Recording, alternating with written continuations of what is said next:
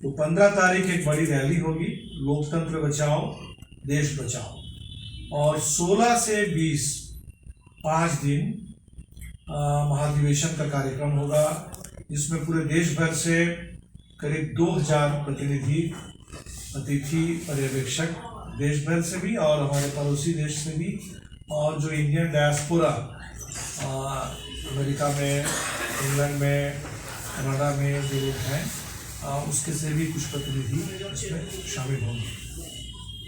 तो इस पूरे महाधिवेशन में केंद्रीय विषय हमारा रहेगा कि देश में जो फांसीवादी निजाम पिछले 2014 से चल रहा है और जिसके चलते विकास के नाम पर विनाश दिख रहा है, पूरा लोकतंत्र खत्म होने के कगार पर है, मल्टी पार्टी डेमोक्रेसी जो हिंदुस्तान की पहचान थी उसको खत्म करके सिंगल पार्टी रूल ये थोपने की पूरी साजिश चल रही है।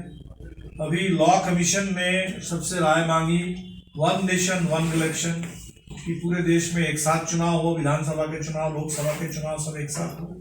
तो सारे जैसे प्रस्ताव आ रहे हैं तो सब एक तरह से देश के जो संघीय ढांचा है और जो जनवादी उसूल है, जो संवैधानिक ढांचा है, उसको कमजोर करना, खत्म करना, इसी दिशा में सरकार की कदम चल रही है।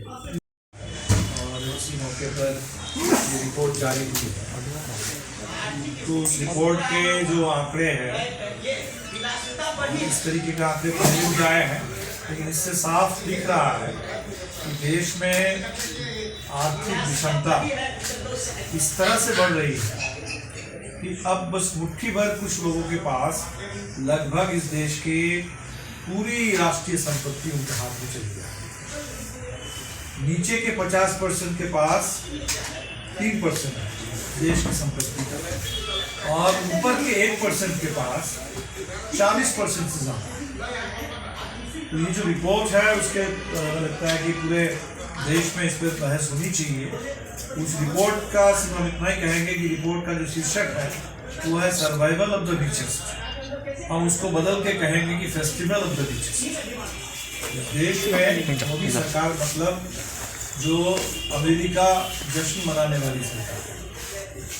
देश में जो सबसे बड़े अमीर हैं अदानी अंबानी, उनके हाथ में तो पूरे देश को ही ले लिया जा रहा है, और जो बिलियनियर्स की संख्या है वो बढ़ते जा रही है।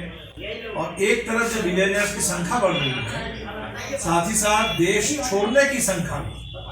बहुत सारे लोग उसको बैंक लूट करके चले गए, और बहुत सारे लोग जो देश के अंदर उनको मौका नहीं मिल रहा है और वो देश छोड़ के जा रहे हैं। 12.5 लाख लोग भारत की नागरिकता छोड़ चुके हैं मोदी सरकार के पिछले 9 साल।